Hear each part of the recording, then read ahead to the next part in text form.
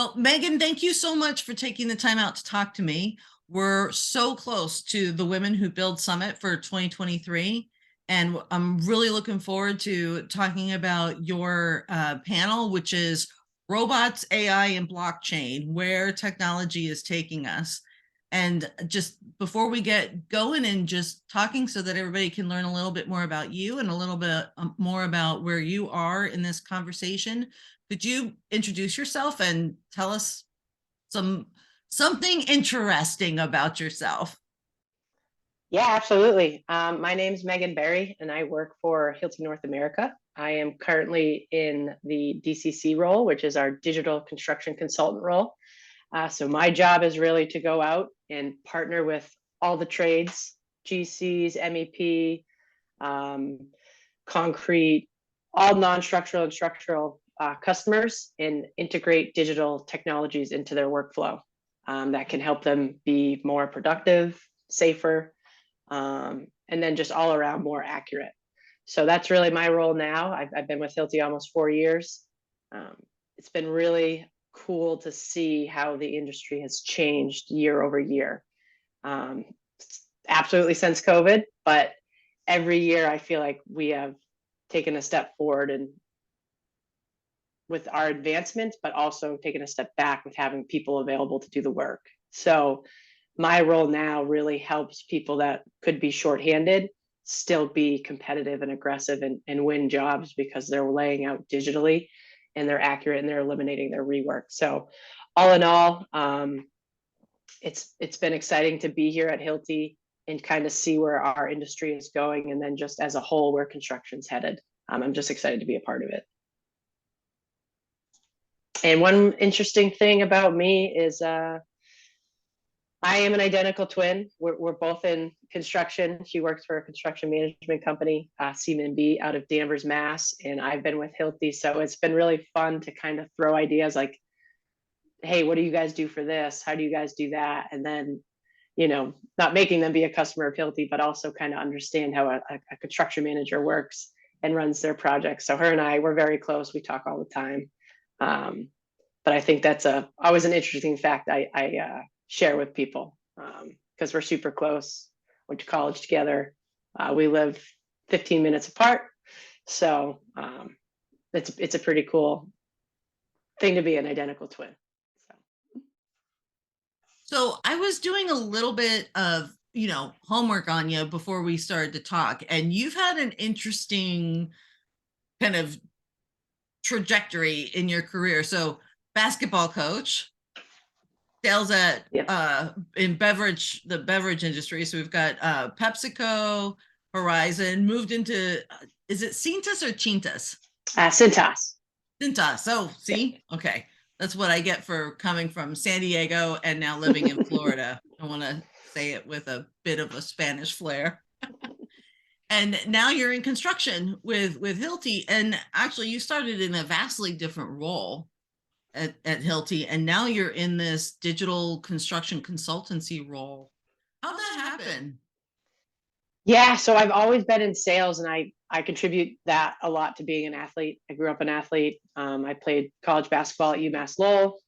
So coming out of school, sales, you still have that grit, that hard work, competitiveness in nature in this industry. So I got lucky and got a job with PepsiCo, loved it. Moved from there to wine and spirits, had a short stint at Cintas, and then my Pepsi boss actually had come to Hilti as an account manager.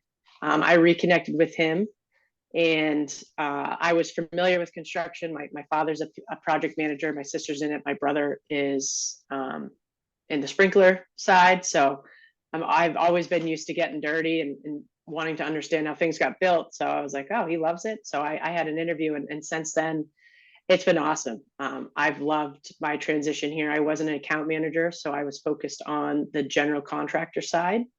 So I had all those accounts from pretty much Waltham out to Worcester County. So I partnered with them, whether it was for fasteners, fire stop, tools, pretty much anything that gets left on a job site. I kind of worked with GCs with, and then I had the opportunity to interview for our DCC role, which is our total stations, concrete scanners, and BIM to field solutions. So I've been in there ever since. So it's just been so fun. And I never really thought about being in the construction industry on the sales side. I always thought it would be a project manager or going back to school to, you know, start as a, you know, superintendent or foreman or PM, because that's what my father always was. So I know at first falling into Pepsi, it was a job out of college. You know, I was there for 6 years, so I loved it. It really helped me hone in on, you know, building relationships, understanding why customers, big, small, work the way they do. And then finally getting my foot in the door at Hilti it's been awesome. And I've loved the transition. I've loved the development that we've made as a whole. Just for women here, we've seen a lot more women come into Hilti, just because of its growing and development. You don't have to know what a hammer is. You don't have to know, you know, how to use this. The training and development here is great, and it allows you to take your time and get to know your customers and understand their workflow. So it's been a lot of fun.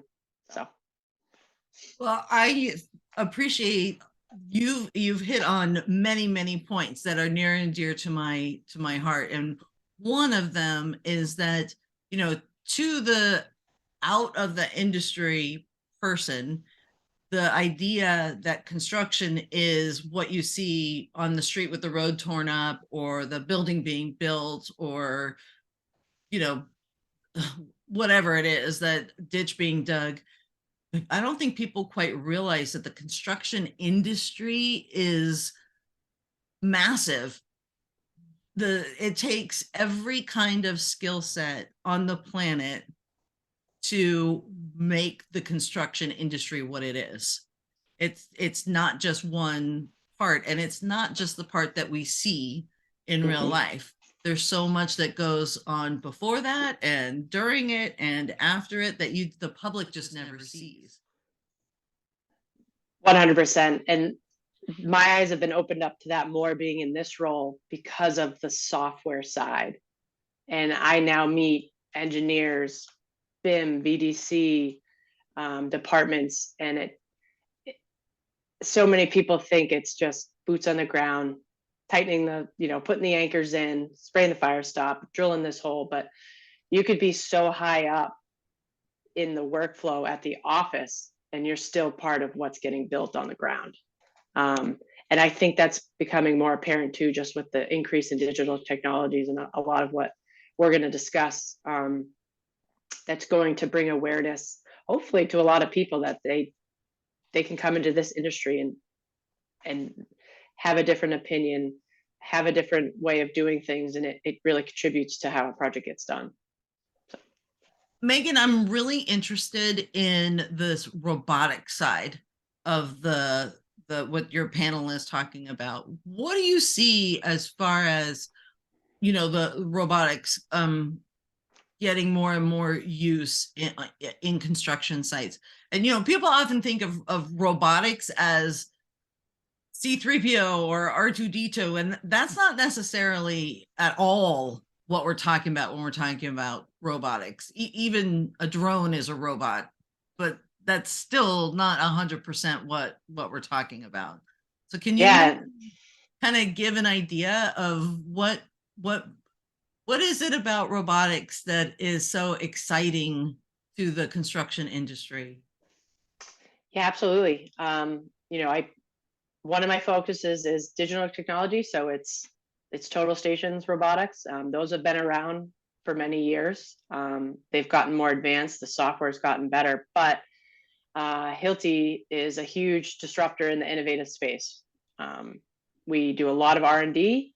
So the last couple of years, they had launched the J-Bot, which is our semi-autonomous overhead drilling robot, which is really starting to make waves across the country. And what this tool does, and what makes a lot of people nervous, you know, oh, it's going to come take my job. You know, it's going to, you know, it's going to kick me off the job site, and now this robot's going to do my job. But what a lot of people don't see is that these robots still have operators. You know, they run off of a total station, but somebody still has to drive this robot to where it needs to go, and then it will do its overhead drilling, and the person has to move it. So even though you're hitting play and the robot is color coding the drill holes for you and changing the different sizes, it's still, someone still operates it. So it's still making you more productive, more accurate.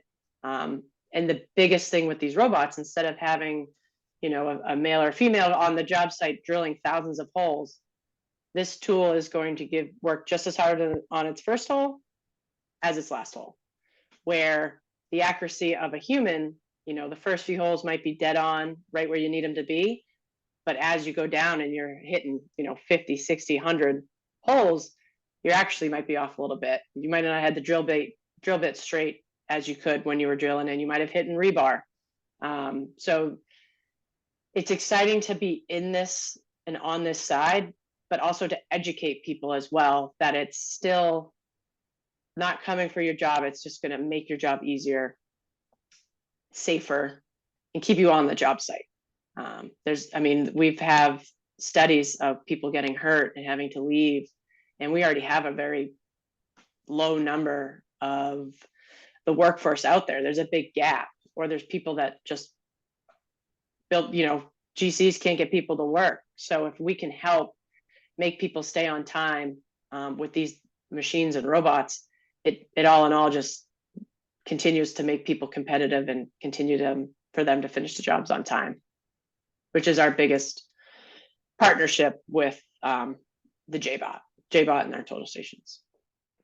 Well, I really like to hear about that, because just from an ergonomics perspective and injuries from repetitive motion and particularly overhead work, like those are stress and strains on the body that that really do cause a lot of harm. And in particular, I believe overhead work, the time frame for the impacts of repetitive stress injuries are much shorter because it's overhead work. And so that particular kind of solution where people, yes, the quality and the productivity can be more predictable, standard, and you know, repeatable, but to eliminate opportunities for ergonomics that are not really great and can cause injury, that's really exciting.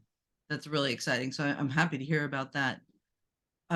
What other things might we see in the field soon? Yes, we already have the exoskeleton out. So that is, it fits right over a tool belt, but it helps alleviate stress for overhead work. So if you don't have a JBot on site, but you guys do anybody does a lot of overhead work, you kind of wear this, it comes up over, you clip it across your chest, and it just, anything up overhead, it relieves the pressure. Doesn't make you stronger, but it alleviates that pressure of overhead. So it helps also, you know, lessen injuries and people getting injured on site. So we've launched that. There was a new design that just came out this year. And we do trials, and then there's people that just go in, they want it for their workforce because they want to keep them safe. They want to keep them working, and they want to keep the job site going forward. And as on the digital side, we just came out with a brand new PLT 400 this year. It's a brand new head unit for us. And that's been really fun to get out and show in the field on the digital technology side, which just makes layout, you're more accurate than doing it the traditional way as well. So it's been fun. Yeah, those are really exciting. I can't even imagine. I heard you say a PLC head unit. PLT 400 head unit. Okay. So when you say head unit, do you mean like a hat? Nope. Our total station head. Yep. So yeah, just a new head unit, new optical tool. I had this picture of like a full-on programmable logic controller in a hat, and I'm like, oh, okay. Yeah, and our JBot actually runs off of the PLT 300, which is just our smaller head unit. That is actually inside the robot. And the tablet that the operator is using communicates with that, which then communicates with the arm of the JBot that goes up overhead to drill. That So, is so cool. yeah. That's so cool. I'm so excited to hear about those kinds of things. It makes me happy. Cool. So makes me, this I'm an particular industrial topic holds a very special place in my heart. Yeah, we've had a few job sites where JBot's running and Dusty robotics, which is, it looks like, it's not one of ours, but it looks like a little Roomba vacuum, and it etches the layout into the ground, which is, it's cool. It's very cool with how creative and innovative companies are being on the robotic side. So That's really interesting. I'm just imagining how that little Roomba image going over like a rocky, uneven ground. Wow, that's really amazing. mm, One of these days, I want the little lawnmower that goes, it does the yeah, cuts the grass erosion for you. lawn. So, Megan, have you been to the Women Who Build Summit before?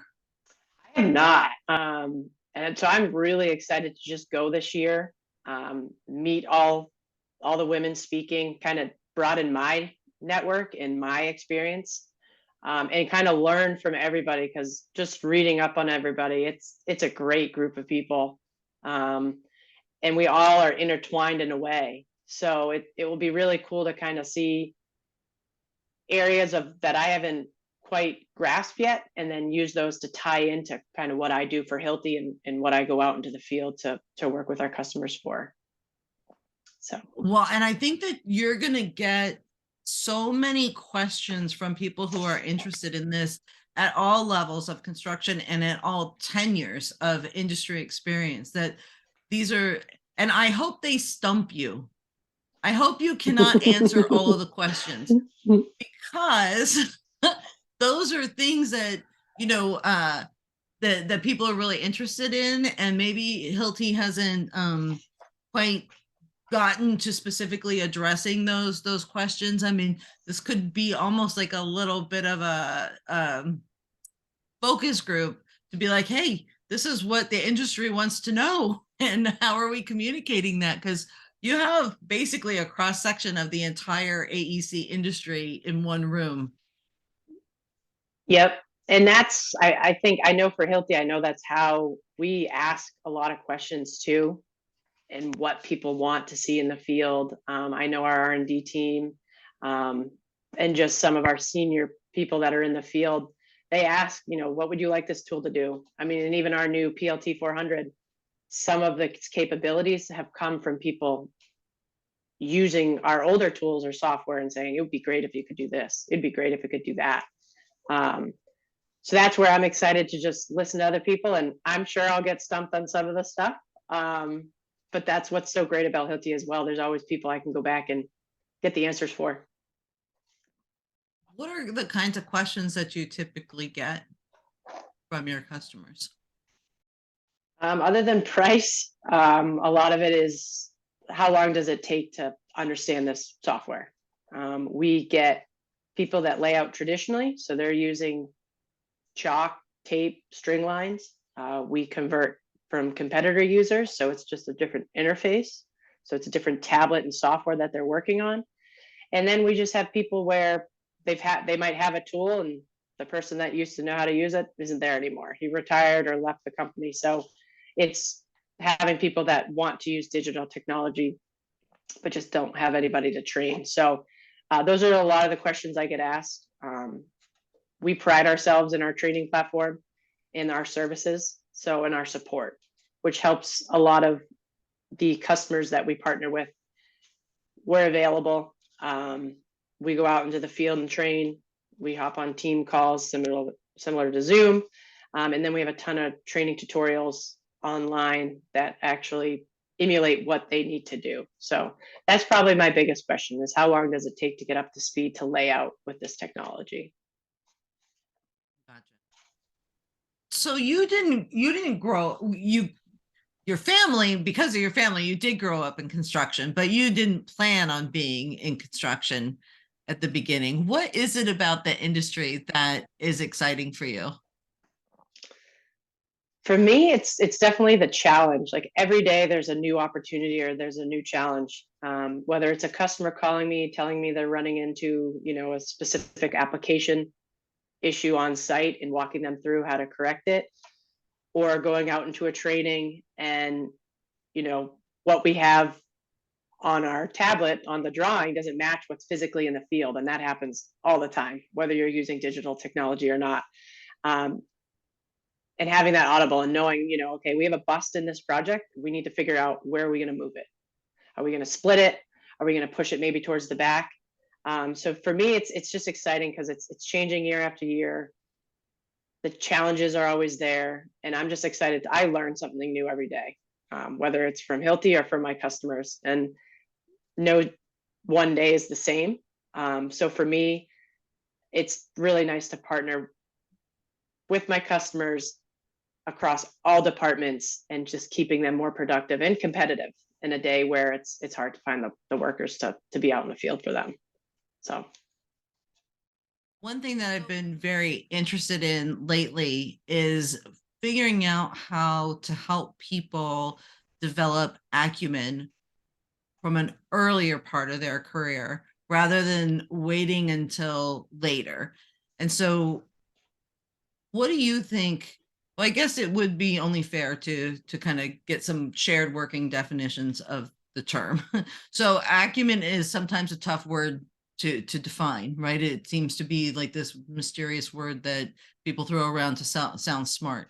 And acumen is really just the ability to respond to change, right? To be nimble, but it's to see that they're to see what all to see what all the dots are out there and be able to say, okay, if this and this happen, then these might be the consequences, but if this happens, that might be the consequence, and it might alter in this way or that way or the next way. And so it's kind of acumen is really rather the thinking and strategic side, which requires experience and knowledge and an open mind, because you've got to look around and try to figure out how all of these things could fit together and what the impacts might be based on different variables occurring, versus agility, right? And being able to respond to the change. So one is kind of the strategic side of the same thought versus the other doing it, right?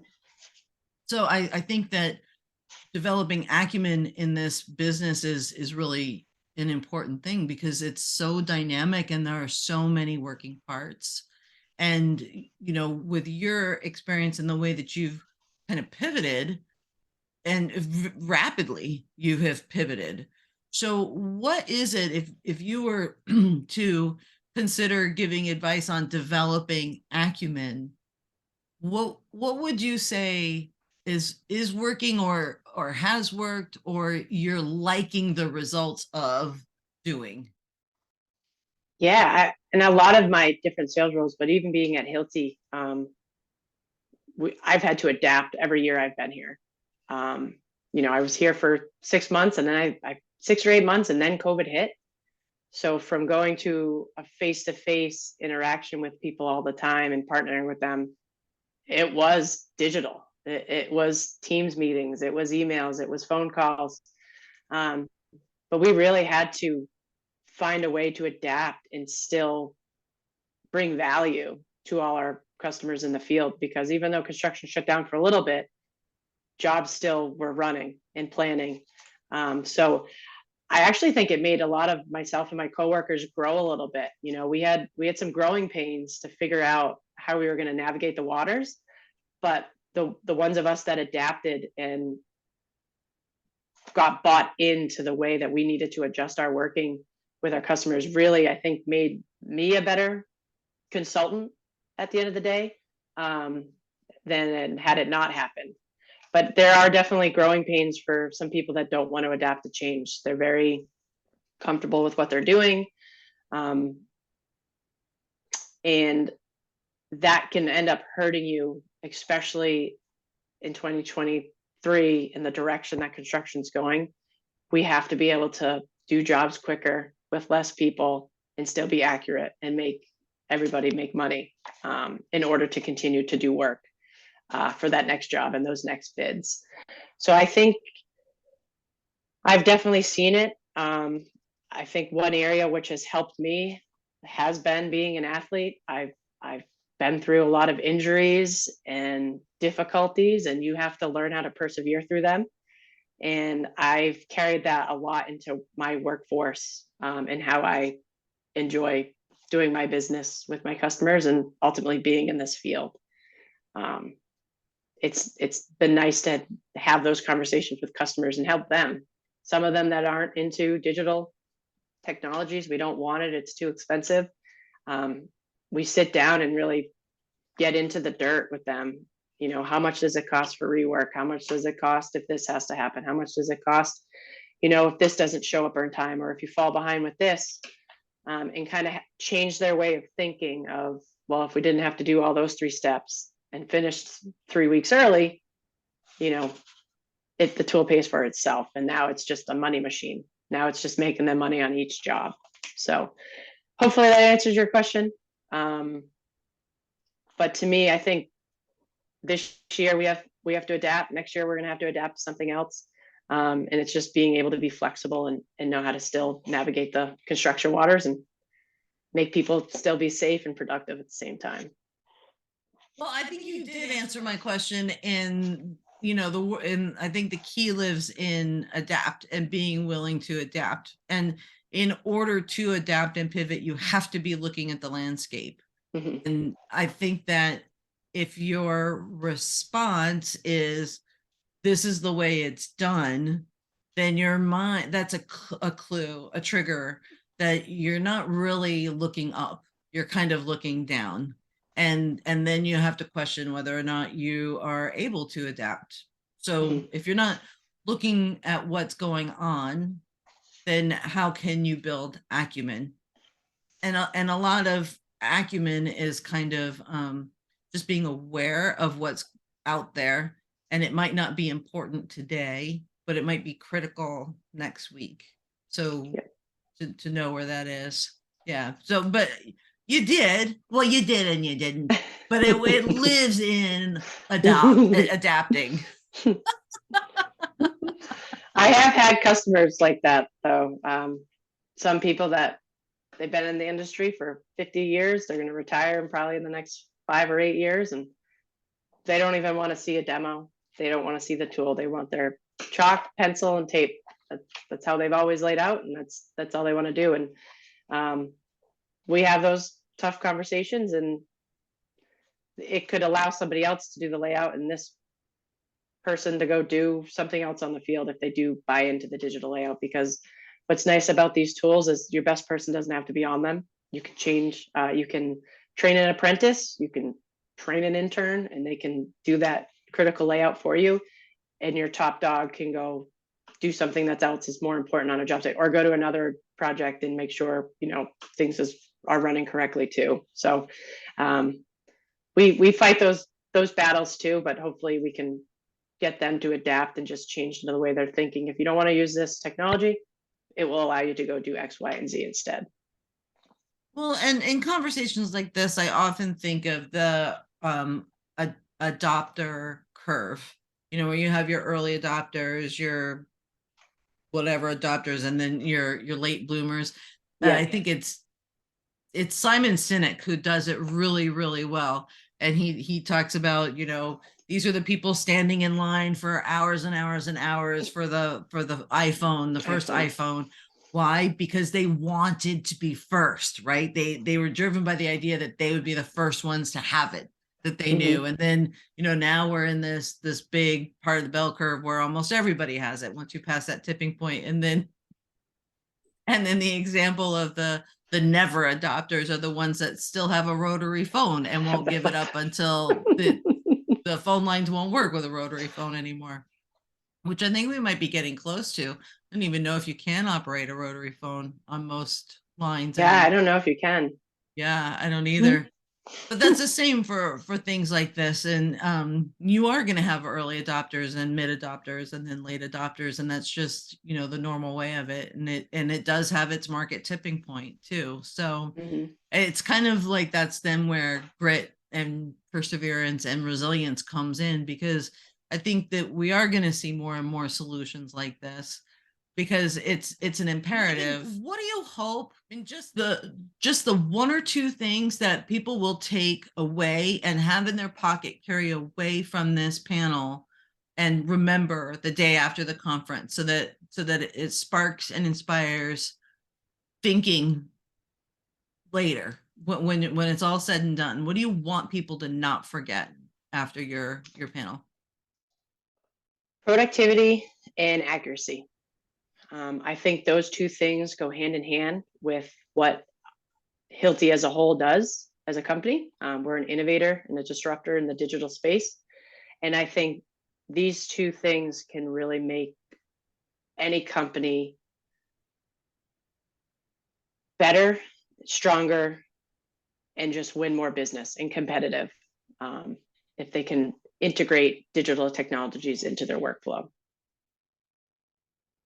Awesome. Thank you so much, Megan. I really enjoyed meeting you, and I'm really excited for what people are going to learn from this discussion, this robotics, AI, and blockchain. And it is so exciting thinking about where technology is going in the construction industry and the AEC universe at large, and what we're going to see. I think it'll be interesting to look back on these conversations just 3 years from now and go, yeah, that's been there, done that. They were so far past that what happened? Whoosh. Yeah.